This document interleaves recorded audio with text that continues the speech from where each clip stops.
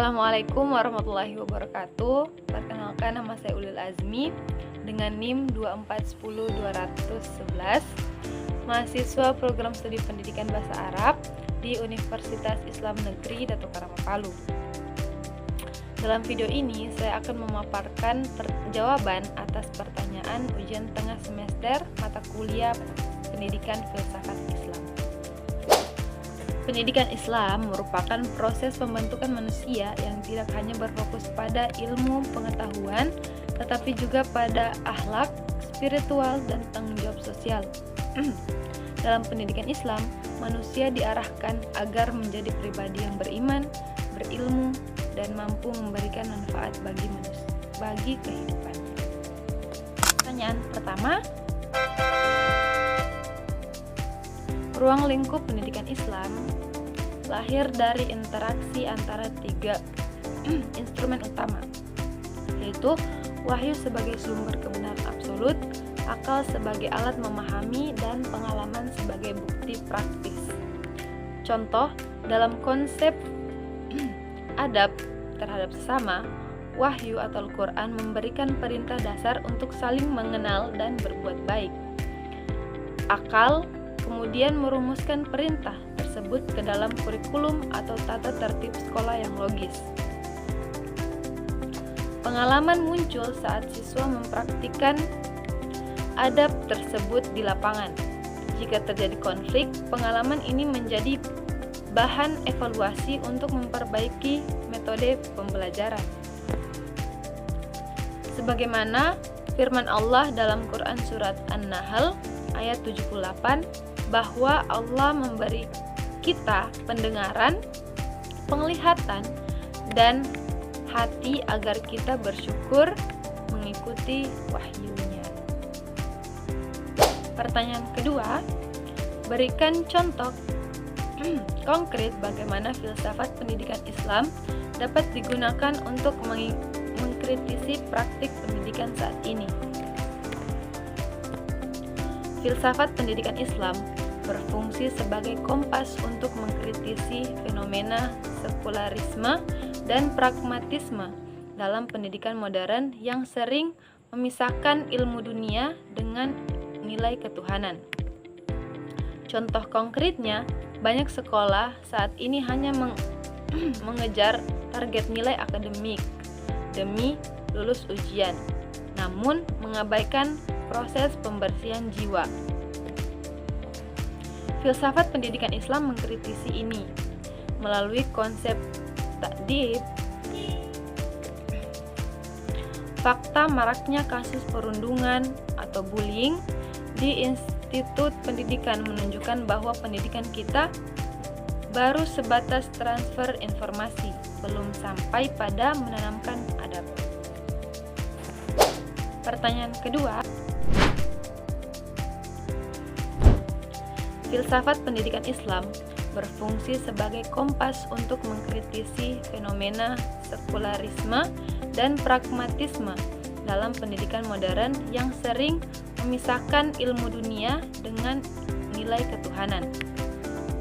Contoh konkretnya, banyak sekolah saat ini hanya mengejar target nilai akademik demi lulus ujian, namun mengabaikan proses pembersihan jiwa.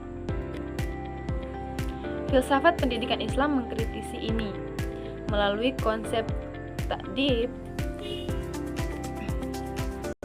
fakta maraknya kasus perundungan atau bullying di institut pendidikan menunjukkan bahwa pendidikan kita baru sebatas transfer informasi, belum sampai pada menanamkan adab. Pertanyaan ketiga, arah pendidikan Islam harus mampu mencetak manusia yang soleh secara ritual sekaligus unggul secara sosial. Contohnya, dalam pendidikan kedokteran Islam, seorang mahasiswa dididik menjadi hamba yang sadar bahwa menyembuhkan orang adalah bentuk ibadah kepada Allah Subhanahu wa taala. Quran Surat Az-Zariyat ayat 56. Di sisi lain, Ia dididik menjadi khalifah yang kompeten, menguasai teknologi medis untuk mengelola bumi dan menyejahterakan umat. Quran Surah Al-Baqarah ayat 30. Jika hanya menjadi Abdullah tanpa kapasitas khalifah, ia tidak profesional. Jika hanya menjadi khalifah tanpa ruh sebagai hamba, ia akan menjadi dokter yang materialistis. Pertanyaan keempat, dua hal utama yang masih relevan adalah integrasi ilmu dan model keteladanan atau uswah.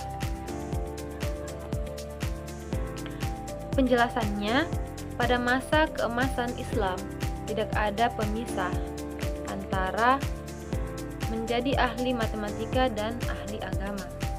Saat ini relevansinya adalah membangun kurikulum berbasis karakter. Selain itu, sistem halaqah klasik yang menekankan kedekatan emosional antara guru dan murid sangat dibutuhkan di era digital ini, agar murid tidak hanya belajar dari mesin atau internet yang tidak memiliki ruh dan moral.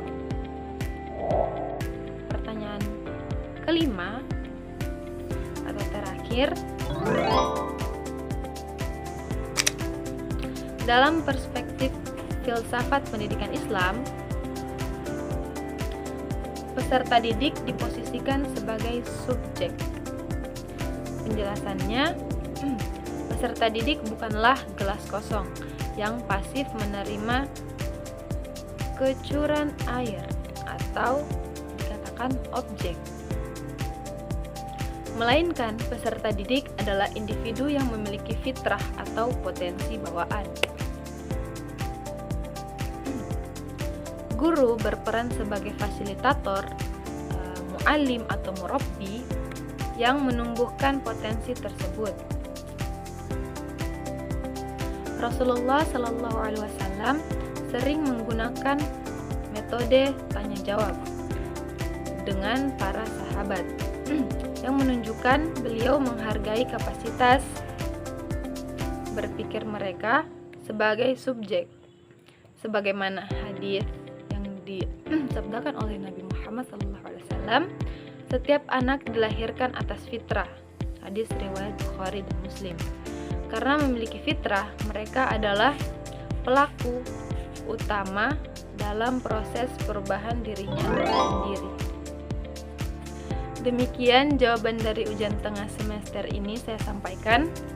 Semoga penjelasan ini dapat memberikan gambaran yang komprehensif mengenai urgensi filsafat pendidikan Islam dalam menjawab tantangan zaman. Wassalamualaikum warahmatullahi wabarakatuh.